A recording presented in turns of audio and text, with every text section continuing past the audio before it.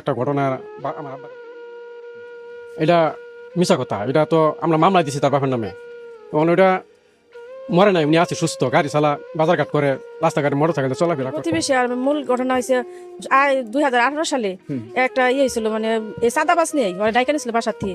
ডাইকা নেওয়ার পরে ওরা এই করছে, পিছন দিয়ে আসে ওর গাড়ির মধ্যে আবেগের উপরে আবারও সুন্দর করে পানি ঢেলে দিল। রাব্বি নামে যেই ছেলেটি করেছে, এই ছেলেটি নাকি তার বিরুদ্ধে প্রতিবাদ করার কারণে তাকে দৌড়াইয়া পাসপোর্ট অফিসের গেট পর্যন্ত নিয়ে আসে। ওখানে সিসি ফুটেজ ক্যামেরা আছে। ওরা 2 জন ছিল না, ওরা না হলেও 10 থেকে 12 জনের উপরে ছিল। আমাকে একজন পাসপোর্ট অফিসের গেট পর্যন্ত দৌড়াই নিয়ে। আসসালামু আলাইকুম, স্বাগতম আজকের আরো একটি নতুন ভিডিওতে। দর্শক, আশা করি সবাই ভালো আছেন। ময়মনসিংহের সেই আলোচিত ঘটনার ভিন্ন মোড়, অবশেষে জানা গেল ঘটনার আসল রহস্য। ময়মনসিংহের ঘটনায় আপনারা যাকে যোগ্য বাপের যোগ্য সন্তান বলে সোশ্যাল মিডিয়া মাতিয়ে তুলেছিলেন, অবশেষে বেরিয়ে আসলো সেই খালিকের আসল রূপ, যা জানলে আপনারা রীতিমতো অবাক হয়ে যাবেন। দর্শক, আশা করি ভিডিওগুলো সম্পূর্ণ দেখবেন, তাহলেই বিস্তারিত জানতে পারবেন। ভিডিওগুলো দেখানোর আগে আপনাদের কাছে আমার ছোট্ট একটা রিকোয়েস্ট, এখনও যারা আমাদের চ্যানেলটি সাবস্ক্রাইব করেননি, নিত্য নতুন ভিডিওর আপডেটগুলো সবার আগে পেতে চ্যানেলটি সাবস্ক্রাইব করে সঙ্গেই থাকুন।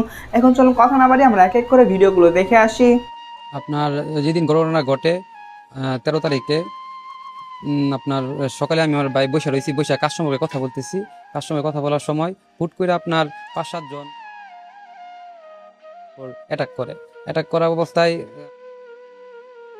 আমি ফিরাতে যাওয়া অবস্থায় আমার এই যে আমার হাতে 4-5টা সেলাই লাগে, এই যে দেখেন 5-5টা সেলাই লাগে। আমি আটকানোর পরে আমাকে আরেকটা কূপ দিতে চাইছিল। তারপরে আমি সরে যাই, তারপরে আমার দৌড়াইয়া পাসপোর্ট অফিসের গেট পর্যন্ত নিয়ে আসে। ওখানে সিসি ফুটেজ ক্যামেরা আছে। ওরা 2 জন ছিল না, ওরা না হলেও 10 থেকে 12 জনের উপরে ছিল। আমাকে একজন পাসপোর্ট অফিসের গেট পর্যন্ত দৌড়াই নিয়ে আসে। ওনার নাম হলো হীরা, উনি হলো আসামি হাবিবের ভাতিজা। আমাকে পাসপোর্ট অফিস পর্যন্ত নিয়ে আসে। তারপরে আমি আবার ওদের যাওয়ার পরে আমার ভাই, তো আমার তো আপন ভাই, আমার সামনে আমার ভাই আছে। আমি কিভাবে আপনাদেরকে বলবো যে অনলাইনে মিথ্যা একটা প্রপাগান্ডা ছড়াচ্ছে যে আমার ভাইকে আসলে তারা 2 জন ছিল না, তারা একাধিক ছিল, একটা চক্র আকারে আমার ভাইয়ের উপর তারা আঘাত করে আমার বাইরে স্পট করছে। আমি ওইখানে গেছি, যাই দেখি আমার ভাই উপর হয়ে পড়ে রয়েছে, বন্যা বয়ে গেছে গা। আমি উপর করে তুইলা টাইনা হেসরে আমি রিস্কে একা তুইলা আমি মেডিকেল নিয়ে গেছি। নিয়ে যাওয়ার পরে আমার ভাই আমার হাত মারা গেছে। আর পুরা বাংলাদেশের সোশ্যাল মিডিয়া ইউটিউবাররা বিদেশ থেকে দেশ থেকে সকলেই মিথ্যা প্রপাগান্ডা ছড়াইতেছে যে আমার ভাই চাঁদাবাজ মারছে। আসলে ওরা হলো চাঁদাবাজ, ওরা আসল চাঁদাবাজ। ওরা ওই যে ছেলে বলছে আমি এডুকেশন, ওই তো এডুকেশন বানানটা ভালো করে উচ্চারণ করতে পারে না। এডুকেটেড হবে বলে এডুকেশন। ওই হলো অশিক্ষিত, ওরা হলো মূর্খ। ওই হলো গ্যারাজে কাজ করে, ওর বাপের গ্যারাজে কাজ করে, ওই হলো মূর্খ। আচ্ছা, একটা বিষয় জানার ছিল, আপনার বাইকে কারণটা কি? আমার ভাইকে মূল কারণ হলো, আমার ভাই এলাকাতে যেই ডাকে সবার ডাকি আমার ভাই সারা দেয়। সবার সাথে আন্তরিকতা সম্পর্ক আছে আমার ভাইয়ের।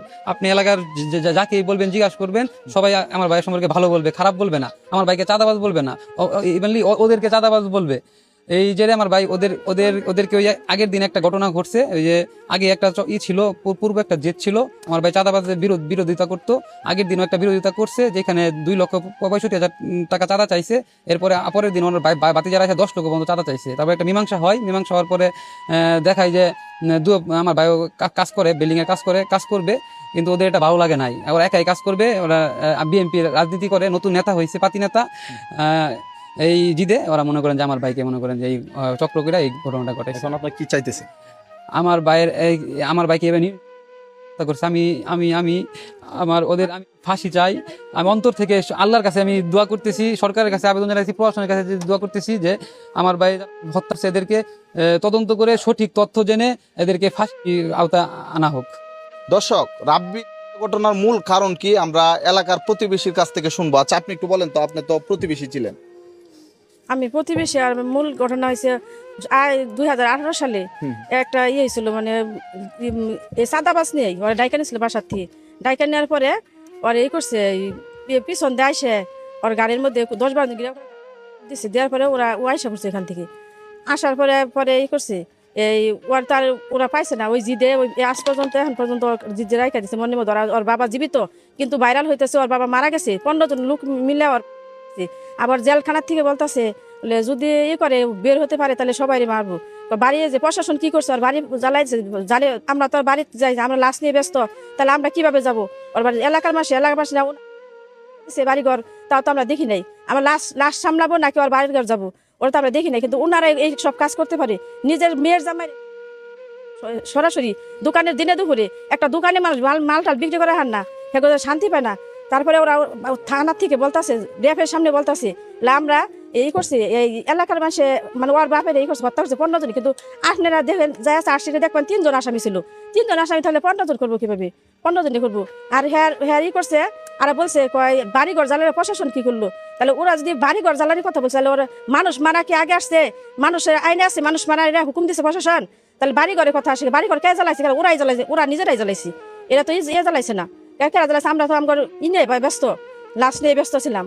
আচ্ছা, যিনি রাব্বি হত্যা করলো ওনাদের পেশা কি ছিল? সাদাবাস, ওদের পেশা কি? ওরা সাদাবাস করে, কোনো কাজই করে না, কোনো কাজই করে না ওরা। আপনি খবর নেই, মানুষের কাছ থেকে চাঁদা তুলে এটা দিয়ে চলে? ওরা কাজই করে না, কোনো কাজ করে না। এলাকার দেখেন কোনো কি কাজ আছে? ওরা ওই যে খালেক ওর আব্বা ফজলু ওর পরে ওর ভাই সাব্বির, ওরা কি কাজ করে নাকি? হ্যাঁ মারে কদিন পরে ই করে, জমি বিক্রি করে মানুষের ই করে। বোন জামাই মারছে, বোনে বাদী হয়েছে, বোন ই করছে, হেরাই মামলা আছে বোন। আমরা তদন্ত করে দেখতে পারি কি থেকে কি হয়ে গেল। ঘটনা দেখি পুরোই উল্টে গেল, এখন আবার যায়া দেখি বেড়ার আগুন চালে লেগে গেল। আপনাদের এই যোগ্য বাবার যোগ্য সন্তানে বাঙালির আবেগের উপরে আবারও সুন্দর করে পানি ঢেলে দিল। রাব্বি নামে যে ছেলেটিকে হত্যা করেছে, এই ছেলেটি নাকি তার বিরুদ্ধে প্রতিবাদ করার কারণে তাকে হত্যা করেছে। আর এই ছেলেটি যে বলল তার বাবাকে 15 জন মিলিয়ে, এই নিউজটি সম্পূর্ণ ভুল নিউজ। কারণ তার বাবাকে কেউ করেনি। সে নাকি এলাকার মধ্যে চাঁদাবাজি করত এবং তার অত্যাচারে নাকি মানুষ ভয়ে কিছু বলতেও পারত না। তারপরে এই রাব্বি নামের ছেলেটি তার বিরুদ্ধে প্রতিবাদ করার কারণে তার ভিডিও কর্তা ছিল এক সাংবাদিক। ওই সাংবাদিক ভাই তো বলেছিল প্রকাশ্যেই, আপনিও তো চাঁদাবাজি করতেন। চাঁদা তুলতো, জানে না হেরে মেরে বইতো। আপনারাও তো চাঁদাবাজি করতেন? না, আমি কখনো চাঁদাবাজি করি নাই। জি, এখন তো শুনতেই পেয়েছেন, তাকেও সাংবাদিক ভাই বলেছিল আপনিও তো চাঁদাবাজি করতেন। তারপরে সে অস্বীকার করেছে। সে র্যাবের সামনে দাঁড়িয়ে প্রকাশ্যে বলতে পারে, বাইর হয়ে আসতে পারলে তাদেরও খবর আছে। তো এখন আপনারা চিন্তা করেন কাকে দুই দিবেন আর কাকে দিবেন না। এই ছেলেটিকে যে এই ছেলেটি দুইজনের চেহারার মধ্যে একটু ভালো করে নজর দিয়ে দেখেন তো, কাকে দেখলে আপনার চাঁদাবাজ মনে হয় আর কাকে দেখলে চাঁদাবাজ মনে হয় না। একটু ভালো করে দেখলেই আপনারা পার্থক্যটা বুঝে নিতে পারবেন। এই জন্যে বলি, বাঙালির আবেগ হলো অতি সস্তা আবেগ। কাউকে বিশ্বাস করার আগে যাচাই বাছাই করে নিতে হবে, না হয় কিন্তু বারবার ধোঁকা খেয়ে যেতে হবে। তো আমাদের দেশের আইনের কাছে একটাই অনুরোধ থাকবে, অবশ্যই সঠিক তদন্ত করে কোনটা সঠিক কোনটা ভুল আমাদের সামনে তুলে ধরেন। আমরা কিন্তু বাঙালি অতি সহজেই কাউকে বিশ্বাস করে ফেলি।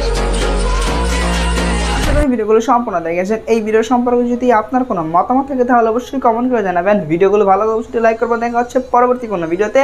সেই পর্যন্ত সবাই ভালো থাকবেন, সুস্থ থাকবেন। আল্লাহ হাফেজ।